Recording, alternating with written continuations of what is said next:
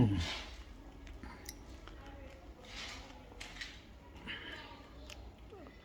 செல்வங்களே,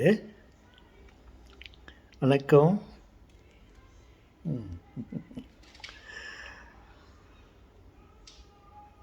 நாம் நினைத்து கொண்டிருக்கிறோம், இந்த உலகத்திலே வாழும்பொழுது நமக்கு என்று சொந்தமாக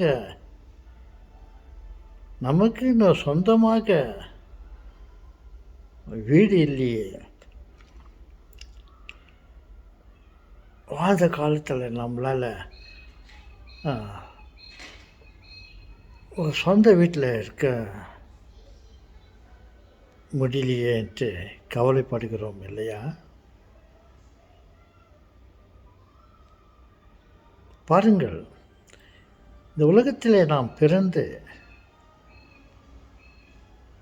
இந்த மண்ணிலே வாழ்ந்து இறந்து போகும்பொழுது, மரித்து செல்லும் பொழுது கடவுள் நமக்கே என்று சொந்தமாக ஒரு வீட்டை கொடுக்கிறார். வாழ்ந்த காலத்திலே கொடுக்காத சொந்த வீடு நாம் மரித்த பிறகு கடவுள் நமக்கு கொடுக்கிறார்.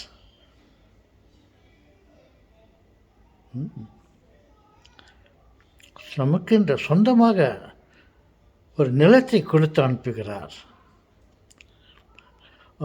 ஆடியடங்கும் வாழ்க்கையடா, ஆறடி நிலமே சொந்தமடா, ஆடியடங்கும் வாழ்க்கையடா. தாத்தா, என்ன 6 அடி நிலமே சொந்தமடா? ஆமாம் சொல்கிறீங்களே, நாம் இருக்கும்பொழுது வாடகை வீட்டிலே இருந்தோம். இறக்கும் பொழுது சொந்த வீட்டிலே இருப்பதற்காக கடவுள் 6 அடி நிலத்தை நமக்கு சொந்தமாக கொடுத்து அதனை ஓய்வெடுக்க சொல்லி அனுப்புகிறார். நாம் இருந்த உடனே நமக்கு சொந்தமாக 6 அடி நிலம் கொடுத்து அனுப்புகிறார். அதுதான் நமக்கு சொந்தம்.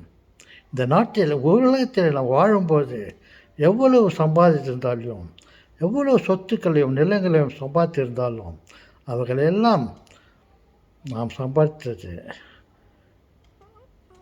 அது நமக்கு சொந்தமில்லை.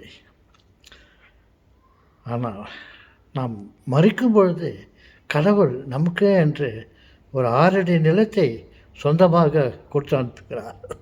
அதுதான் அவர் பாடினார் போல் தெரிகிறது. 6 அடி நிலமே சொந்தமடா, ஆடியடங்கும் வாழ்க்கையடா. அவர் சொன்னார், நீ வரும்போது ஒன்றும் கொண்டு வரல, போகும்போது ஒன்றும் கொண்டு போகலன்னு. நம்ம வரும்போது வெறும் கையாக வந்தாலையும் போகும்போது 6 அடி நிலத்தோடு நம்மை அனுப்பி வைக்கிறார் இறைவன்.